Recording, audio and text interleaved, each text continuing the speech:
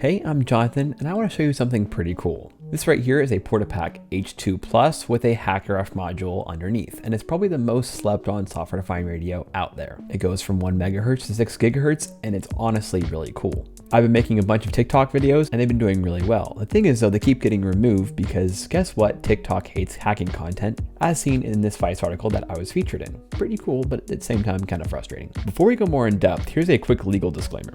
The HackRF in itself is not an FCC licensed device, which basically means you cannot broadcast legally, unless you have a ham license, which I do not, so I will not be broadcasting in this video.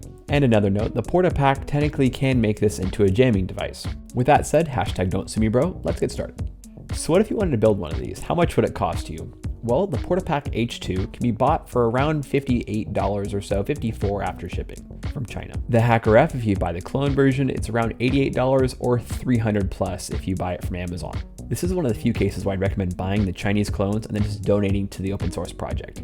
You can also buy injection molded cases for around $8, or you can 3D print them, and you can also 3D print dust covers. So let's do a quick walkthrough of what this device can do.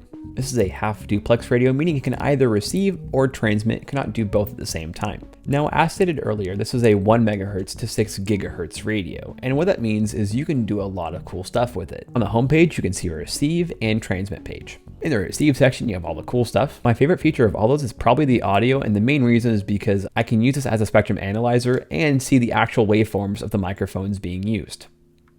It also helps for channel aggregation and all that stuff. For a lot of wireless microphones on the receiving end, there's a USB port, and with that, you hook it up to a computer, and it becomes basically a HackRF, but only on the receive side. This basically becomes a mobile version of that, which is pretty cool.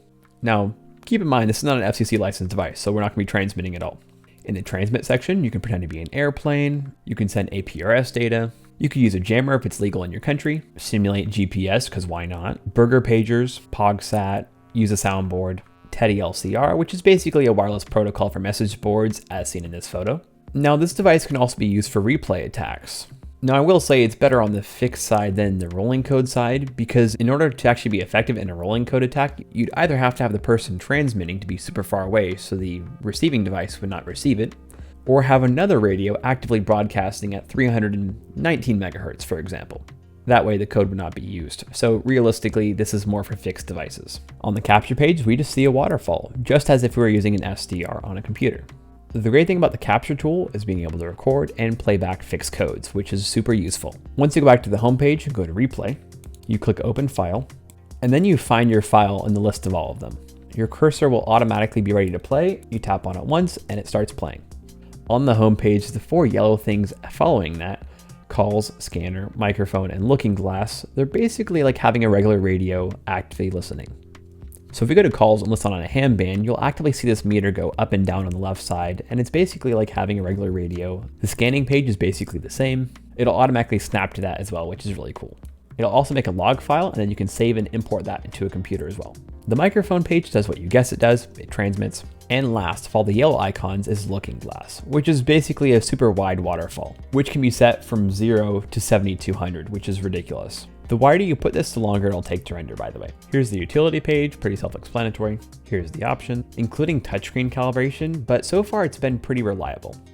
I've had to calibrate it like once. The last thing we're gonna do on the Portapack is go to the home page, click on HackRF, and then click on yes. This is just like me having regular HackRF without the Portapack on top. Let's pull up Cubic SDR on the computer here. On our USB devices, we see their HackRF1 and we click on start. Let's hop over to the FM band. Once we have this pulled open on the HackRF, now we see exactly what frequency we're tuned to, as well as what our sampling rate is. To finish off this video, I'm gonna record the rest using an FRS radio. I'll be using channel 11, which means this will be at 462 megahertz. Thank you guys for watching. If you like this kind of stuff, make sure to hit like and subscribe. What should I do next? Comment down below. Bye.